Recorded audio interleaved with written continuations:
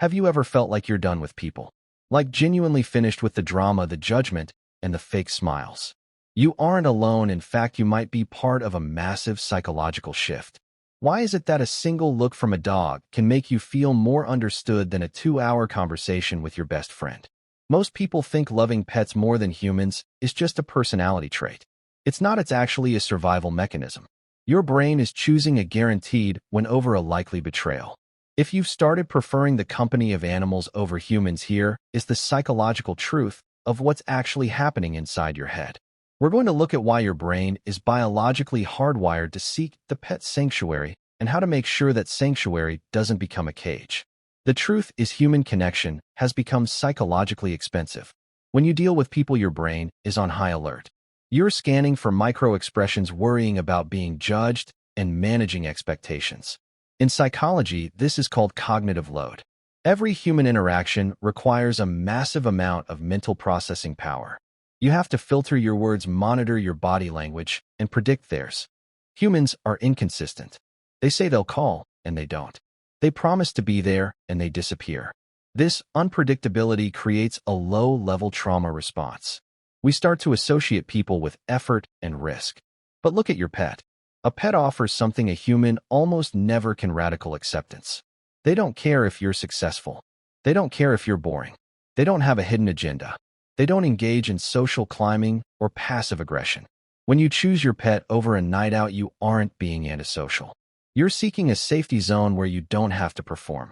You are retreating to a place where the social baseline is steady. The problem is that the more we retreat into the silence of animal companionship, the rustier our social skills get. Eventually, the world outside becomes even scarier. Your social muscle begins to atrophy. You start to view every human interaction as an exhausting chore, which reinforces the desire to stay home.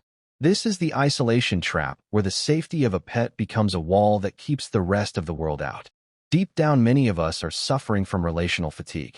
We've been burned by people we trusted, and our primitive brain has flagged human beings as a threat category.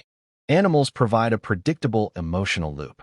There is no subtext, there is no gaslighting. You are essentially giving your nervous system a vacation from the battlefield of human ego. So how do we fix this without giving up the bond we have with our animals? We have to change the way we view human logic. First, use the oxytocin bridge. Don't use your pet to hide from the world, use them to recharge for it. When you pet your animal, your body releases oxytocin and drops your cortisol levels. This is your biological reset button.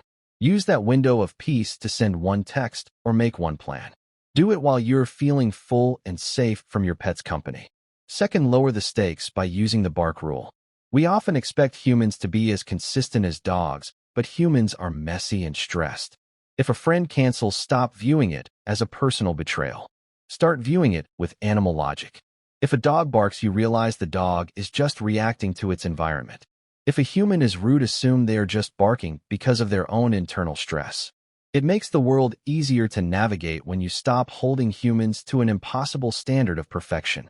Third, find your pack. You don't need a crowd. You just need 1 or 2 people who provide that same non-judgmental energy your pet does. Look for people who let you be silent and don't require you to wear a mask. Practice parallel play, just being in the same room with someone without the pressure to entertain them. Finally, try the micro-social challenge. Start treating human interaction like a low-impact workout.